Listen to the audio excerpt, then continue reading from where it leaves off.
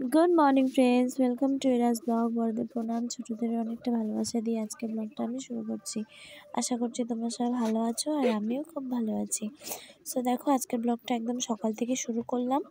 ঘুম থেকে উঠে ব্রাশ করে নিয়েছি, ব্রাশ করে চুলটা আঁচড়ে নিয়েছি আগে, কারণ চুলটা এলোমেলো থাকলে না ভালো লাগে না। চুলটা আঁচড়ে নিয়ে বিছনা গুছাতে চলে আসলাম।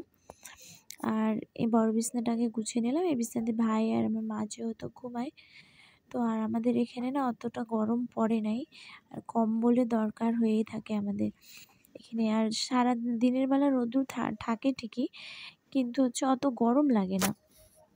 রোদ্দুরের আর কি অত তাপ নেই, আর গরমও লাগে না, ফ্যানের তো দরকার হয়। এই ভিডিওগুলো রামনবমীর দিনে সকালের ভিডিও আর কি করে রাখছি। তো দেখো, বিছনা গুছায় চলে আসলাম পাপোশটা আর কি একটু সেলাই করে নেব, কারণ এই পাপোশগুলো না এমনি ভালো, যেহেতু এগুলো হাত সেলাই করা। আমার তো মনে হয় হাত সেলাই করা থাকে, জানি না। তো আমার তো কী জেনে বলে, সেলাইগুলো না খুলে যায়, এমনি নষ্ট হয় না অবশ্য। তো আমি কি করি, মাঝে মাঝে যখন একটু একটু করে যেখানে যেখানে খুলে যায় ওখানে আর কি সুই সুতো দিয়ে আর কি সেলাই করে নিই। তাহলে সেলাই করে নিলে না ভালো হয়ে যায়, নষ্ট হয় না। তো ওই জন্য আর কি এটা সেলাই করে নিচ্ছি। তারপরে দেখো, এই যে টেবিলটা মুছে নিচ্ছি, যেহেতু সবসময় খাওয়া দাওয়া করা হয়, ওই জন্য আর কি মাঝে মাঝে আমি কি করি, এটাকে না সাবান দিয়ে না ভালো করে মাইজে দিই। হাস্যকর কথা ঠিকই, কিন্তু আমার মনে কি সাবান ছোঁয়া দিয়ে একটু যদি ভালো করে ঘষে দিই না, একদম খুব সুন্দর নতুনের মতন ঝকঝক করে। আর আমি কি টেবিলের কভারও পাইতে দিই না, কেন কি বারে বারে কভারটা না সরে সরে যায় আর কেমন লাগে। ওই জন্য আমি কি করছি, উঠাই দিচ্ছি, অমনি রেখে দিই। আর মাঝে মাঝে আর কি ওইভাবে পরিষ্কার করে দিই। আর অনেক সকালবেলায় উঠছি, যেহেতু আজকে রামনবমী আছে, আর আমাদের জায়গা থেকে রামনবমীর উপলক্ষে শোভাযাত্রা বের হবে, গোপীমোহন গ্রাম থেকে বের হবে। টাইম তো বলেছে 10টা, কিন্তু ওই বের হতে হতে 11টা বেজেই যাবে। তো ওই জন্য আর কি সকালবেলার কাজকর্ম তাড়াতাড়ি করে সেরে নিলাম, যেহেতু মা দোকানে যায়। তো ওই জন্য আর কি ঘরের কাজগুলো সেরে নিয়ে স্নান করে পুজো দিয়ে খাওয়া দাওয়া করে রেডি হয়ে গেছি।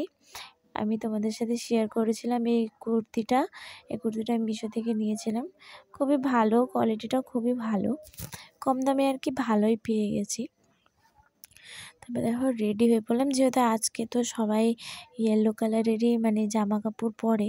তো সবাই শাড়ি পরছিল, তো আমি ভাবলাম না, অনেকটা দূর যেহেতু হেঁটে হেঁটে যেতে হবে, তো শাড়িতে আমি অতটা কমফোর্টেবল না, তার জন্য আর কি আজকে শাড়ি পরি না। আর কয়দিন আগে তো পরছিলাম, আমাদের পাড়াতে যখন অষ্টপ্রহর শুরু হয়েছিল, জল ভরার জন্য গেছিলাম অধিবাসে, তো তখন পরছিলাম। তো আজকে আর রামনবমীতে আর শাড়িটা পরিনি, না পরে অনেক ভালোই করেছি আমি, কারণ অনেকটা দূর হাঁটতে হয়েছে, আর প্রচণ্ড ভিড় ছিল, প্রচণ্ড। যেমন ভিড় তেমন রৌদ্র, ভালোই গরম লাগছিল।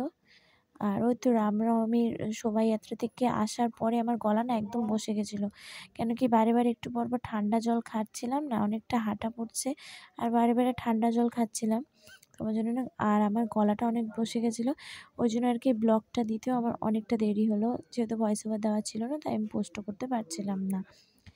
তারপরে দেখো, এখানে দুজন বসেছে, একজন রাম একজন সীতা সেজে বসেছে, খুব সুন্দর লাগছিল ওদেরকে।